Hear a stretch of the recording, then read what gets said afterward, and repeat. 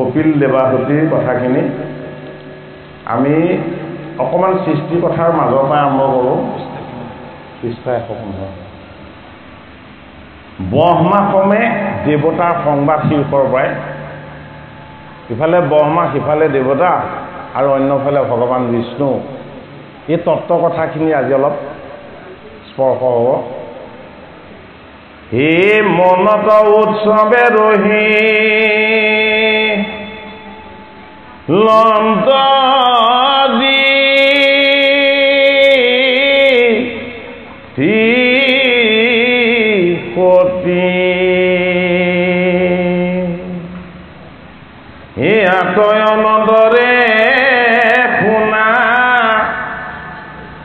কথা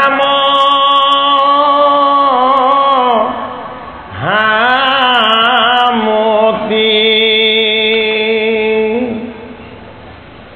এ ব্ৰহ্মা সমে দেৱ ৰসম বাদ যে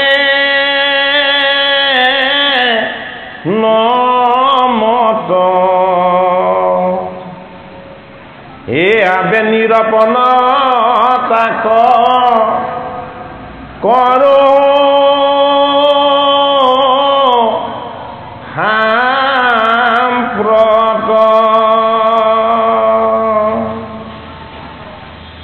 বজ্ৰাপতি কশ্যপৰ বীৰ্য বিপৰীত পৰৰ তেজ কহিতো কৰয় খণ্ডিত হে পাছে দিতি কশ্যপৰ বাক্য অনুমানি হে প্ৰুতে দুহ কৰিলম জগতকে জানি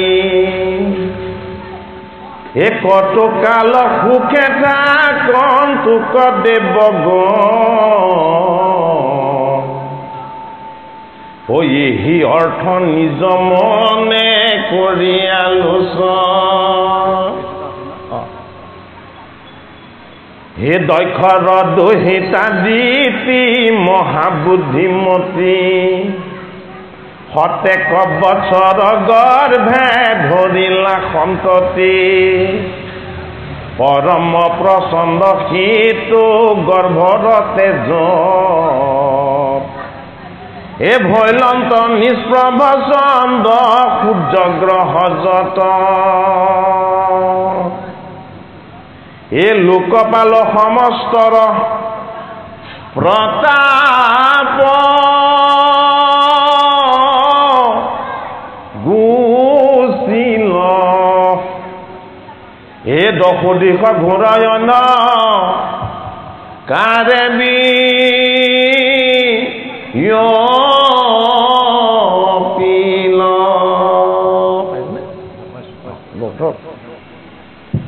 এই আৰু একো হন্তে নজানন্ত দেৱগণ এই ব্ৰহ্মাৰ থানক সবে কৰিলা গমন দিব্য সভা মধ্যে বসি আছা প্ৰজাপতি সিদ্ধ মুনি গন্ধৰ্বে পাশে চতুৰ্ভৃতি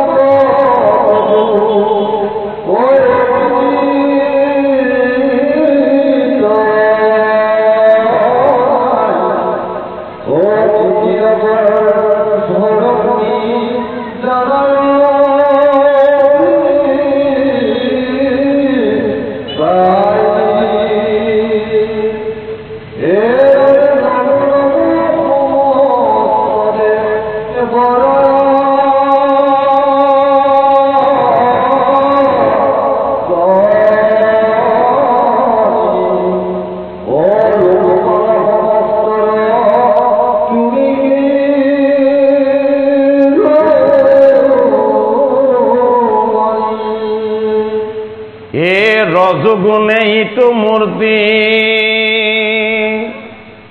কৰিসা প্ৰকাশ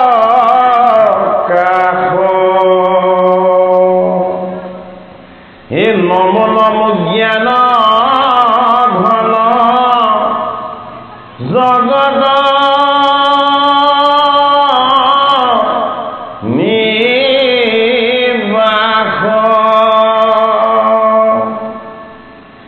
সকামে তুমাত পূৰ্বে কৰিছো ভকতি এতে শেষৰ বক্ষণে নগছে দুৰ্গতি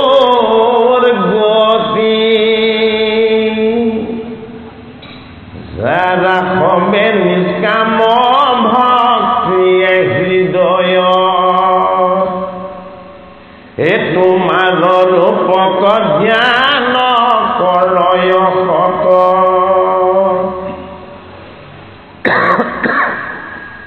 তাৰা হবে লভেতে নিষ্কাম ভক্তি এতে কে সৰ্বক্ষণ নুচুৱে দুৰ্গতি আনে কোনো অবিৰতে মহাদো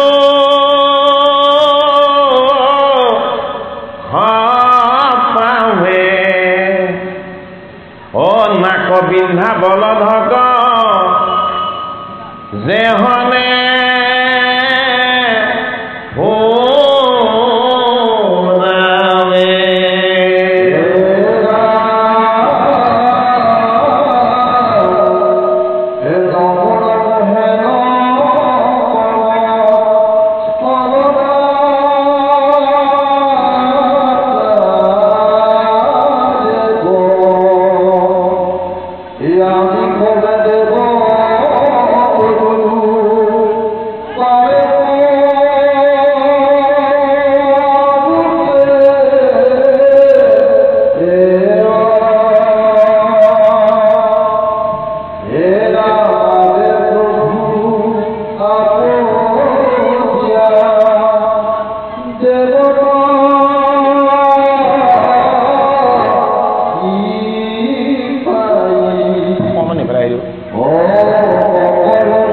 Yeah.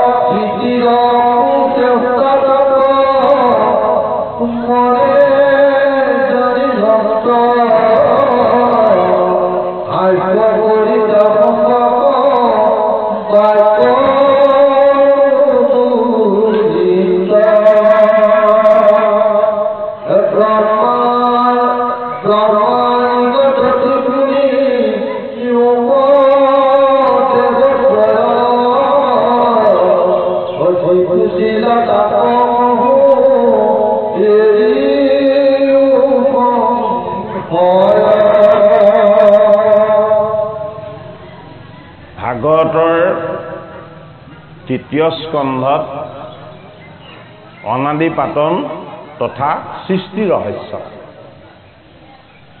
ভাগৱতৰ প্ৰথম স্কন্ধত গুৰু ভগৱানৰ গভীৰ তত্ত্ব,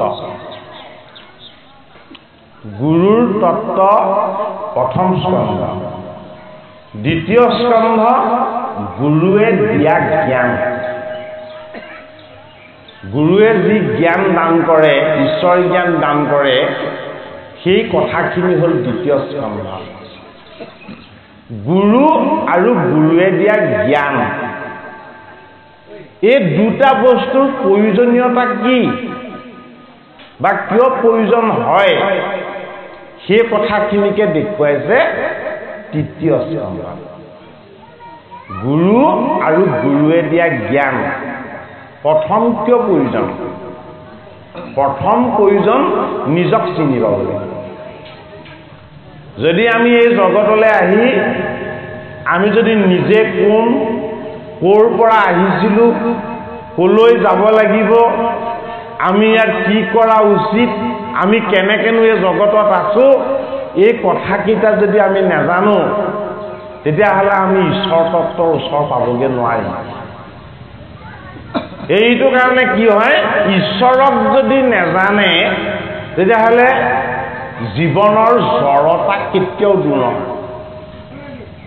ভগৱন্তক যদি জানিবলৈ যত্ন নকৰে, বুজিবলৈ যত্ন নকৰে, তেতিয়াহ'লে অজ্ঞান আৰু অবিদ্যা আঁতৰ নহয়। গুৰু জ্ঞানদাতা কি কৰিব? জীৱনৰ আটাইতকৈ ডাঙৰ সমস্যাটো তেওঁ আঁতৰ কৰি দিয়ে। সেইটো কাৰণে গুৰুজনক কোৱা হয় কি বুলি? অভয় ব্ৰহ্ম। গুৰুজন অভয় ব্ৰহ্ম। ভয়টো ক'ৰ পৰা উৎপত্তি হয়? সদায় ভয় সদায় উৎপত্তি হয় অজ্ঞানৰ পৰা। ভয় সদায় উৎপত্তি হয় অবিদ্যাৰ পৰা। এতিয়া গুৰু অভয় ব্ৰহ্ম। গুৰুৱে কি কৰে? অজ্ঞান, অবিদ্যা, জড়তা এইকেইটা আঁতৰ কৰি দিব পাৰে গুৰুৱে। সেইটো কাৰণে ভাগৱতৰ প্ৰথম স্কন্ধত গংগাৰ পাৰলৈ ব্যাসনন্দন শুকদেৱ দিগবাস হৈ অনন্য ৰূপত যেতিয়াই আহি উপগত হৈছে, ভাগৱতৰ প্ৰথম স্কন্ধ সমাপ্ত হৈছে। অৰ্থাৎ আমি প্ৰথমতে গুৰুৰ চৰণ পাব লাগিব। যদি গুৰুৰ চৰণ নাপাওঁ, তেতিয়াহ'লে কোনোদিন গৈ গংগাৰ পাৰ পাব নোৱাৰে। আমাৰ কিন্তু এতিয়াও গংগাত স্নান কৰিবলৈ গৈ আছে আকৌ, হয়নে বাৰু? সেইভাগে গংগা স্নান কৰা আৰু হস্তি স্নান কৰা একো পাৰ্থক্য নাই। গুৰুৰ চৰণ ভজি গুৰুৱে দিয়া ঈশ্বৰ তত্ত্ব, ৰহস্য তত্ত্ব, এই সমস্ত সম্পদ কৰি লৈ নিত্য নৈমিত্তিক ঈশ্বৰ সেৱাৰ অনুশীলন কৰি তাৰ পৰা যি ভক্তি জ্ঞান আহৰণ হ'ব, নকৰিলে ভক্তি জ্ঞান কিন্তু আহৰণ নহ'ব। ভক্তি জ্ঞান যদি আহৰণ হয়, তেতিয়াহে বুজি পোৱা যাব আপোনাক দিয়া গুৰুৱে যি ধৰ্ম দিছে, এই ধৰ্মটো কি বস্তু। ভাগৱত শাস্ত্ৰত উদাহৰণ আৰু প্ৰত্যক্ষ প্ৰমাণ এই গোটেইকেইটাক সফল কৰি দেখুৱাইছে। গংগাৰ পাৰলৈ পৰীক্ষিত নিপতি যেতিয়া গৈছে, লগত দুটা জন্মসূত্ৰে নহা তেওঁ নিজে ঘটি লোৱা দুৰ্যোগ লৈ গৈছে। সেই দুটা বস্তু তেওঁ জন্মসূত্ৰে অহা নাই, কিন্তু তেওঁ নিজে ঘটি পিটি লোৱা। কি দুটা দুৰ্যোগ লৈ গৈছে? প্ৰথম দুৰ্যোগটোৱে হ'ল যে 7 দিনত তক্ষকনাকে দংশন কৰি তেওঁক মৃত্যু দিব। প্ৰথমটো দুৰ্যোগ, আটাইতকৈ ডাঙৰ সমস্যা। আৰু দ্বিতীয় বস্তুটো কি? পাণ্ডৱে বনবাস কাটি কৃষ্ণক সভাসদ হিচাপে পাই সেৱা সৎকাৰ কৰি ঋষি মুনি সাধন সিদ্ধ যোগী এইসকলক দান ব্ৰত আদি কৰি যিমানখিনি পুণ্য অৰ্জন কৰিছিলে গোটেইখিনি পৰীক্ষিতে শেষ কৰি থৈ গৈছে। বংশৰ পুণ্যখিনিও শেষ কৰিলে, আৰু লগতে মৃত্যুৰ এটা অভিসম্পাত তেওঁ শিৰত ল'লে। এই দুটা বস্তু লৈ তেওঁ যেতিয়া দিগ্ভ্ৰান্ত হ'ল, চকুৰে যেতিয়া একো নেদেখা হ'ল, এই জীৱনটোৰ প্ৰতি তেওঁ যেতিয়া কি হ'ল? মায়ামোহ নাইকিয়া হ'ল। যে পুণ্যময় পাণ্ডৱৰ বংশত ঋষিক সদায় ধূপ দীপ নৈবেদ্যৰে চৰণ সেৱা কৰি ঈশ্বৰময় আশীৰ্বাদৰ ভাগ লোৱা হয়, তেনে ঋষিৰ গলত মই আজি মৰা কাপ মেৰিয়ালোঁ। যি ঋষি ঈশ্বৰতুল্য, আমাৰ পিতামহসকলে ঋষিসকলক ভগৱত জ্ঞান কৰে, তেনে ঋষিৰ গলত মই মৰা সাপ মেৰিয়াই মই তেওঁৰ দেহৰ সুচিতা নষ্ট কৰি থৈ আহিছোঁ। গতিকে পৰীক্ষিতে অভিসম্বাদৰ কথাটো পাছতহে গম পাইছে। ভগৱান কৃষ্ণক স্তুতি কৰিলে পৰীক্ষিত নিপতিয়ে যে গোটেই জগত ব্ৰহ্মাণ্ড সকলোৰে সৰ্বময় কৰ্তা কেৱল তুমি। এই জগতত যি হৈ আছে, ঘটি আছে, চলি আছে, সমস্তখিনি তুমি কৰি আছা। এই পৰীক্ষিতে নিজে একো কৰিব নোৱাৰে, এইটো মোৰ অনুভৱ হৈছে। গতিকে আজি গোটেই দিনটো তুমি মোক কেৱল পাপ সঞ্চয় কৰালা। গতিকে এই পাপৰ পৰা পৰিত্ৰাণৰ যিটো উপায়, এই উপায়টো এতিয়া মই বিচাৰিব লাগিব। এতিয়া প্ৰথম কাৰণটো পৰীক্ষিতে বিচাৰি পাইছে, বোলে কি? মোৰ পাপৰ কাৰণ হ'ল মোৰ এই পঞ্চভূতৰ দেহটো। এই দেহটো ভোগ, বিলাস, সুখ আৰু আনন্দ, এই তিনিটা বস্তু দিবৰ কাৰণে মই সংসাৰ বনত মায়ামিগৰ পাছত লোভ মোহ কাম ক্ৰোধৰ শৰবিলাক লৈ এই ৰজগুণ তমগুণ বৃত্তি প্ৰতিষ্ঠাৰ ধনুখনেৰে সৈতে মই মিছা মায়ামিগৰ স্বীকাৰ কৰাত লাগিছিলোঁ। পৰীক্ষিতৰ মৃগয়া এক প্ৰতীক, এক প্ৰতীক ৰূপত মৃগয়াক আনিছে, অৰ্থাৎ তৃষ্ণাক আনিছে। জীৱনৰ আটাইতকৈ অনিষ্টকাৰী বস্তুটোৱে হ'ল তৃষ্ণা।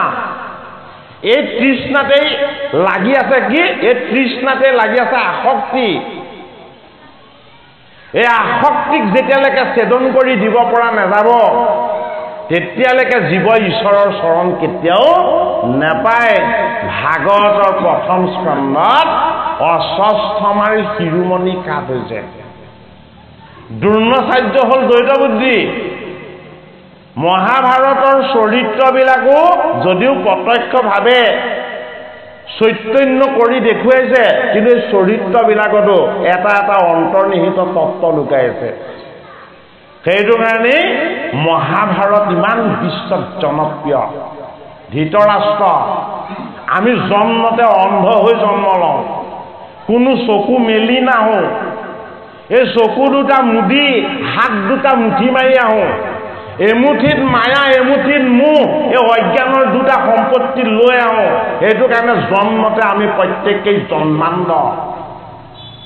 সেইটো কাৰণে আমি প্ৰত্যেকেই জন্মান্ধ ধৃতৰাষ্ট্ৰ। ধৃতৰাষ্ট্ৰ মানে কি? ৰাজ্যখন খামুচি ধৰি থকা। ৰাজ্যখন খামুচি ধৰি থকা যিটো তাত্ত্বিক দিশ, এইটোক কোৱা হৈছে ধৃতৰাষ্ট্ৰ। ৰাজ্যখনক এৰি নিদিয়াকে খামুচি ধৰি থাকিবলৈ হ'লে ভাৰ্যাগৰাকী কি হ'ব লাগিব? তেওঁতকেও চোকা হ'ব লাগিব। সেইটো কাৰণে ধৃতৰাষ্ট্ৰৰ ভাৰ্যাৰ নাম কি? গান্ধাৰী। দৃষ্টি আছিল, কিন্তু কি কৰিলে? প্ৰতিব্ৰতা ৰমণীৰ ভাও ধৰি তেওঁ দৃষ্টি দুটা পতি মাৰি ঢাকি দিলে। অৰ্থাৎ এমুঠিত মোহ, অন্য মুঠিত মায়া। এই দুমুঠি ঈশ্বৰে আমাক জন্মসূত্ৰে দি পঠিয়াইছে। এই দুমুঠিৰ পৰা আমি কেতিয়াও মুক্ত কৰিব নিবিচাৰোঁ। কাক? আমাৰ বৃত্তিবিলাকক। এই বৃত্তিৰূপী ধৃতৰাষ্ট্ৰৰ এজন মন্ত্ৰণাদাতা ভাতৃ আছিলে। সেইজনৰ নামেই হ'ল বিদুৰ। তাত্ত্বিক দিশটো আমি জানিব লাগিব। ধৃতৰাষ্ট্ৰ আমাৰ এই পঞ্চভূতৰ দেহ তত্ত্ব। এই দেহটোকে আমি সদায় খামুচি ধৰি থাকোঁ। মৃত্যুলে সেইটো কাৰণে আমাৰ ইমান ভয়। এই দেহৰ জানোচা হাত এৰাব লাগে। সেইটো কাৰণে ধৃতৰাষ্ট্ৰৰ ভাতৃ এজনৰ নামটো কি? বিদুৰ খুৰা। এই বিদুৰ খুৰাক কৈ আছে কথাখিনি। তৃতীয় স্কন্ধৰ গোটেই কথাখিনি বিদুৰ খুৰাক কৈছে। মৈত্ৰেয় ঋষিয়ে মৈত্ৰেয় ঋষিৰ আশ্ৰমত কৈছে। সৃষ্টিৰ ৰহস্য কথা আমাৰ দেহে বুজি নাপায়। সৃষ্টিৰ ৰহস্য কথাখিনি কোনে বুজি পাব? ঐ আমাক প্ৰতিপালন কৰি থকা পৰা প্ৰকৃতি জীৱই বুজি পাব। এই জীৱৰ তত্ত্বটোৱে হ'ল বিদুৰ। সেইটো কাৰণে জীৱটো ক'ত আছে? দুটা পক্ষৰ মাজত লাগি আছে। এফালে কৌৰৱ, সিফালে পাণ্ডৱ। কৌৰৱ পক্ষত দুৰ্যোধন, দুঃশাসন, কৰ্ণ, বিকৰ্ণ, শৈল্য, দ্ৰোণাচাৰ্য, আধৰুৱা কৃপাৰ আচাৰ্যস্বৰূপ কৃপাচাৰ্য, অশ্বত্থামা, এইসকল কৌৰৱ পক্ষত আছে। আৰু পাণ্ডৱ পক্ষত কোন আছে? পাণ্ডৱ পক্ষত আছে পাঁচটা তত্ত্ব। আৰু এটা তত্ত্ব লগ লাগিছে সেনাপতি হৈ ছটা তত্ত্ব। এই ছটাকে নিয়ন্ত্ৰণ কৰি থকা মালিকজনো তাত ৰথৰ সাৰথি হৈছে। সেইটো হ'ল কি তত্ত্ব? সেইটো হ'ল সপ্তমটো তত্ত্ব। সেইটো কাৰণে কৌৰৱৰ পক্ষত 11টা তত্ত্ব, পাণ্ডৱৰ পক্ষত 7টা তত্ত্ব। 11 যোগ 7 কিমান? সমান 18। এই 18খন পুৰাণ প্ৰণয়ন কৰিছে 18টা তত্ত্ব জানিবলৈ বুজিবলৈ। 18 পৰ্বযুক্ত মহাভাৰত নিৰ্মাণ কৰিছে বেদব্যাসে 18টা তত্ত্ব জানিবলৈ। অষ্টদশদল মহাভাৰতৰ 6ষ্ঠ পৰ্বৰ অন্তৰ্গত দিব্য জ্ঞানময় গীতাৰ তত্ত্ব তেওঁ প্ৰকাশ কৰিছে 18টা যুগত। এই 18টা তত্ত্ব জানিবৰ কাৰণে। সেইটো কাৰণে আজি যিখিনি কথা ভাগৱতৰ 2য় স্কন্ধত কৈছে আমি শুনিব নালাগে। এই বিদুৰ খুৰাই শুনি থাকিব। কোনে কৈ আছে? মৈত্ৰেয় ঋষিয়ে কৈ আছে। বিদুৰ খুৰা হ'ল আমাৰ জীৱটো। এই জীৱটোৱেহে জীৱৰ সৃষ্টিৰ ৰহস্যৰ কথাখিনি জানিব লাগে। সেইটো কাৰণে বিদুৰ খুৰা থাকে কৌৰৱৰ লগত, কিন্তু কেনেকে থাকে? সদায় কান্দি থাকে। কি কৰি কান্দি থাকে? হেৰা ৰজা ধৃতৰাষ্ট্ৰ, এই তুমি তোমাৰ অহংকাৰী, অত্যাচাৰী, এই প্ৰতিশোধ পৰায়ণ, এই তোমাৰ পুত্ৰকেইটাক অকণমান বুজোৱাচোন। ইহঁতে ভাল কৰিব নালাগে, কিন্তু পাণ্ডৱকনো কিয় ইমান হিংসা কৰে? থাকে কৌৰৱৰ লগত, সদায় ধৃতৰাষ্ট্ৰক বুজাই থাকে বেয়া নকৰিবা, বেয়াৰ ফালে নাযাবা, বেয়া নাচাবা। আৰু চাই থাকে কলৈ? চাই থাকে ইন্দ্ৰপ্ৰস্থৰ ফালে। বোলে কি? কৃষ্ণৰ সভাখন পাণ্ডৱ আহিছে নেকি? যদি কেনেবাকে পাণ্ডৱ আহে, পাণ্ডৱৰ সভাখন হ'ল কৃষ্ণ, পাণ্ডৱৰ লগত কৃষ্ণ আহিব আৰু তেতিয়া বিদুৰৰ কৃষ্ণ দৰ্শন হ'ব। গতিকে আমাৰ জীৱটো এই দেহৰূপী হস্তিনাপুৰত ধৃতৰাষ্ট্ৰ ৰজাৰ অধীনত বিদুৰ খুৰা হৈ আছে। বুজাই আছে দুৰ্যোধন, দুঃশাসনক অহংকাৰ নকৰিবি। বুজাই আছে ধৃতৰাষ্ট্ৰক এই পুত্ৰকেইটাক বেছি আশয় নিদিবি। আৰু চাই আছে ধৰ্মৰাজ যুধিষ্ঠিৰ, ভীম, অৰ্জুন, নকুল সহদেৱ আহিছে নেকি? গতিকে এই আজি ভাগৱত অনুষ্ঠান ভাগেও আমাক পাণ্ডৱ আৰু কৃষ্ণ আহিছে নেকি এই দৃশ্যটো চাবৰ এটা সুযোগ দিছে। অৰ্থাৎ পাণ্ডৱৰ পক্ষত 5টা তত্ত্ব, আত্মা ৰূপেৰে ধৰ্ম, বুদ্ধি ৰূপেৰে ভীম, আত্মদৰ্শন ৰূপেৰে অৰ্জুন, ন্যায় নীতি সদাচাৰ ৰূপেৰে নকুল, সৎসংগ সহিষ্ণু, বিনম্ৰ সৰল কোমল, সৰ্বশাস্ত্ৰ বিশাৰদ যদিও অকণমানো অহংকাৰৰ ছিদ্ৰ নাই, সেইজন সহদেৱ। এই পাঁচটা বস্তু যদি কেনেবাকৈ বিদুৰৰ ওচৰলৈ আহি যায়, তেতিয়াহ'লে জগতৰ নিৰ্গুণ নিৰাকাৰ হৰি কৃষ্ণ তেওঁলোকৰ পৃষ্ঠভাগত শ্যাম সুন্দৰ হৈ অনন্য ৰূপত তেওঁ আহি দৰ্শন দিব। বোলে কি, য'ত মোৰ ভকত বিৰাজমান হ'ব মই তাৰ ভগৱান বিৰাজমান হমেই। এইটো কাৰণে ভাগৱতৰ ৩য় স্কন্ধত এতিয়া চলিছে কি, দিতিৰ গৰ্ভোৎপত্তি। এই গৰ্ভোৎপত্তিৰ কাৰণে কি হৈ গ'ল, গোটেই আকাশ বতাহ গোটেইখন ক'লা ডাৱৰে টানি ধৰিবলৈ লৈছে, দিগপাল সমস্তক ঢাকি পেলাইছে, অন্ধকাৰেৰে গোটেই আকাশ আৱৰি পেলাইছে, আৰু দেৱগুণ সম্পন্ন দেৱতাসকলৰ কি হৈছে, ভয়ত তেওঁলোকৰ বুকু কম্পমান হৈছে।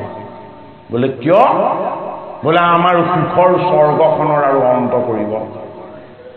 যি মাতৃয়ে গৰ্ভত সন্তান স্থিতি দিওঁতেই আকাশৰ পৰা উল্কাপাত হ'বলৈ লৈছে, যি মাতৃৰ গৰ্ভত সন্তানে স্থিতি লোৱাৰ লগে লগে হঠাৎ ধুমুহা বৰষুণ আৰু মেঘৰ গৰ্জন হ'বলৈ লৈছে, যি মাতৃৰ গৰ্ভত সন্তানে স্থিতি লোৱাৰ লগে লগে গোটেই আকাশখন ডাৱৰে আৱৰি পেলাইছে, এই ভয়াৱহতাই আমাক এটা ডাঙৰ সংকেত দিব বিচাৰিছে। ভয় খাইছে কোনে, দেৱতাসকলে।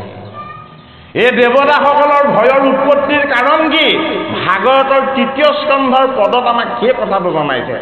দেৱতাৰ কিয় ভয়, দেৱতাৰ ভকতি সদায় সগুণ, নিৰ্গুণ ভকতিত দেৱতা নাই। যাৰ ভকতি নিৰ্গুণ নহয় তাৰ ওচৰলৈ দুখ আহিয়ে থাকিব। এই স্বৰ্গৰ ইন্দ্ৰ ৰজা হৈও ইন্দ্ৰত্ব লাভ কৰাৰ পাছতো আকাশ ডাৱৰ হলত, দিগপাল সমস্তৰ শক্তি নাইকিয়া হলত, বিকট বিকট শব্দ তেওঁ শুনিবলৈ পালত ইন্দ্ৰৰ মন সংগীত। বোলে কি, মোৰ আৰু ইন্দ্ৰত্ব নাথাকে। এতিয়া ব্ৰহ্মাদেৱত গৈ শৰণ লৈছেগে সৃষ্টিকৰ্তাৰ ওচৰত, যে হে সৃষ্টিকৰ্তা, প্ৰতিটো বিপদত তুমিয়ে আমাক ৰক্ষা কৰা। কশ্যপৰ ভাৰ্যা দিতিৰ গৰ্ভত গৰ্ভোৎপত্তি হৈছে, আৰু তাৰ পৰা যি সৃষ্টি হ'ব সেয়াই হ'ব আমাৰ কাৰণে কাল, আমাৰ কাৰণে দুখ, আমাৰ কাৰণে কষ্ট, আমাৰ কাৰণে যান্ত্ৰণা। ইয়াৰ পৰা পৰিত্ৰাণ পোৱাৰ যিটো উপায়, সেই উপায়টোৱেই ভাগৱত শাস্ত্ৰই আমাক দিব বিচাৰিছে। সেইটো কাৰণে ৩য় স্কন্ধত সৃষ্টিৰ ৰহস্য, এই সৃষ্টিৰ ৰহস্যৰ কথাখিনি মৈত্ৰেয় ঋষিৰ আশ্ৰমত বিদুৰ খুৰাক কৈ আছে মৈত্ৰেয় ঋষিয়ে, আৰু বিদুৰে নিজকেই দেখা পাই খুব আনন্দিত হৈছে। ধন্য মোৰ কৃষ্ণ, ধন্য মোৰ বান্ধৱ, প্ৰাণৰ বান্ধৱ উদ্ধৱ। এই উদ্ধৱ মহন্তই পঠাইছিলে কাক, বিদুৰক। কলৈ, মৈত্ৰেয় ঋষিৰ আশ্ৰমলৈ। এই মৈত্ৰেয় ঋষিৰ আশ্ৰমত ৩য় স্কন্ধৰ কথাখিনি বিদুৰ মহামতীক মৈত্ৰেয় ঋষিয়ে কৈছে, দেৱতা খবৰ বাক্য শুনি সৃষ্টি কৰ, দিতিৰ কুচেষ্টা কটাক মনে জানি লন্ত, হাস্য কৰি তাসম্বাক বাক্য বুলি লন্ত। দিতিৰ গৰ্ভত দৈত্য দেৱতাসকলৰ কাৰণে বিপদজনক সংকেত এটা বহন কৰি এই সন্তানটিয়েনো কেনেকৈ গৰ্ভৰ স্থিতি ল'লে, এই কথা তপোময় সাধনাৰে সৃষ্টিকৰ্তা ব্ৰহ্মাই দেখা পাই গ'ল। ব্ৰহ্মা কি, এজন বৈষ্ণৱ। বৈষ্ণৱ আৰু বিষ্ণুৰ মাজত ক্ৰায়গত পাৰ্থক্য থাকে, কিন্তু তত্ত্বগত পাৰ্থক্য একো নাই। এইটো কাৰণে ঈশ্বৰ নিৰাকাৰ, ঈশ্বৰ নিৰ্গুণ, সগুণ তেওঁ বৈষ্ণৱ কেইজন। এই সগুণ বৈষ্ণৱ কেইজনৰ চৰণ সেৱা কৰি নিৰ্গুণ নিৰাকাৰ ঈশ্বৰ কৃষ্ণৰ আশীৰ্বাদৰ যদি কেনেবাকৈ ভাগ ল'ব পৰা যায়, তেতিয়াহ'লে দুখ তাপ সন্তাপ এইখিনিৰ পৰা জীৱই পৰিত্ৰাণ পোৱাৰ উপায়টো পাব। সেইটো কাৰণে প্ৰত্যক্ষভাৱে দেৱতাসকলে ভগৱান বিষ্ণু বা কৃষ্ণক এতিয়া স্তুতি কৰা নাই, এটা উদ্দেশ্য আগত ৰাখি এইবাৰ স্তুতি কৰিছে কাক, বৈষ্ণৱ সৃষ্টিকৰ্তা ব্ৰহ্মা দেৱ কৃষ্ণ আকৌ পাল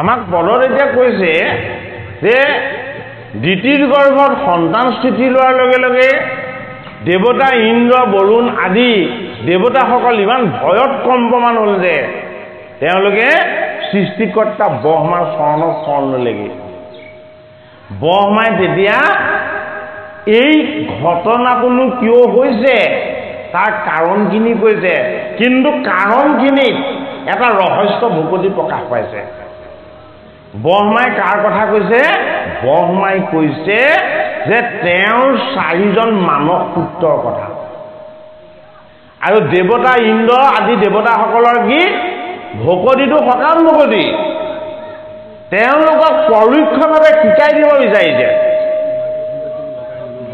যে এই ইন্দ্ৰ আদি দেৱতাসকলৰ কষ্ট হোৱাৰ কাৰণটো হ'ল সগুণ ভক্তি কিন্তু মোৰ মানৱ পুত্ৰ 4জন এই 4জন বৈষ্ণৱৰ আকৌ ভক্তিটো কি নিৰ্গুণ ভক্তি তোমালোকে দুখ হ'ব বুলি তাপ হ'ব বুলি তাৰ পৰা পৰিত্ৰাণ পাবৰ কাৰণে উদ্দেশ্য এটা আগত ৰাখি পেলাই মোক ভক্তি কৰিছা কিন্তু মই মোৰ 4জন মানৱ পুত্ৰৰ কথা কওঁ শুনা সনক সনন্দ সনাতন সনত কুমাৰ ঐ এইকেইজন মোৰ মানৱ পুত্ৰ আৰু তেওঁলোকৰ স্বভাৱটো কৈ দিছোঁ শুনা বোলে কি ঐ তেওঁলোক পঞ্চম বয়সৰ শিশুৰ দৰে সৰল নিৰ্মল আৰু কোমল তেওঁলোকৰ কোনো সুখৰ স্পৃহা নাই তেওঁলোকৰ মনত কোনো দুখ নাই তেওঁলোক কি তেওঁলোক উদ্ধৰ এটা এই বতাহত বায়ুত তেওঁলোক ভ্ৰমণ কৰি ফুৰে তেওঁলোকৰ দেহৰ ভৰ নাই দেহৰ ভৰটো নথকাকে থাকিব জানো